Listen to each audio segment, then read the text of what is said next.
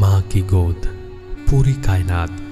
क्या आपने कभी सोचा है कि जिंदगी की असली शुरुआत कहाँ से हुई थी और क्यों कहते हैं कि माँ की गोद ही पूरी कायनात है।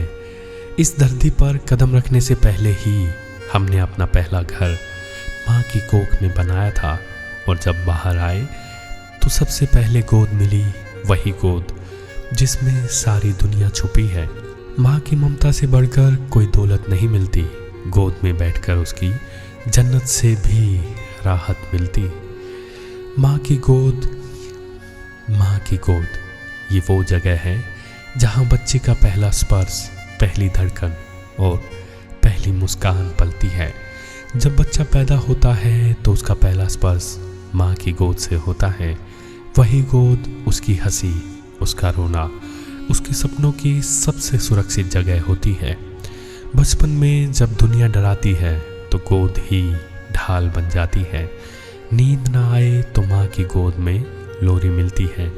चोट लगे तो गोद में सिर रखकर सुकून मिलता है। धीरे धीरे वही बच्चा बड़ा होता है, स्कूल जाता है, खेलों में भाग लेता है, पढ़ाई में नाम कमाता है, लेकिन घर लौटते ही जिस जगह को सबसे ज़्यादा तलाशता है वो है माँ की गोद।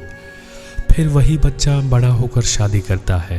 अब उसकी गोद में कोई और बैठता है, उसके अपने बच्चे, लेकिन कहीं ना कहीं माँ की गोद की खाली जगह हमेशा याद आती है। आज भी जब जिंदगी थका देती है तो माँ की गोद की याद इंसान को बच्चे जैसा बना देती है। न ताज चाहिए न दौलत चाहिए, बस माँ की गोद में पल दो पल की घड़ी चाहिए, जहाँ ना कोई गम हो ना कोई डर हो, सिर्फ माँ की ममता और सुकून का समंदर हो। माँ की गोद सिर्फ बच्चों के लिए जगह नहीं है, बल्कि बड़ों के लिए भी सुकून का सहारा है। लेकिन आज की भागदौड़ की ज़िंदगी में हम वही गोद भूल जाते हैं। माँ का समय चुराने की बजाय माँ को समय दीजिए। उनकी गोद ही इस धरती की सबसे बड़ी जन्नत है।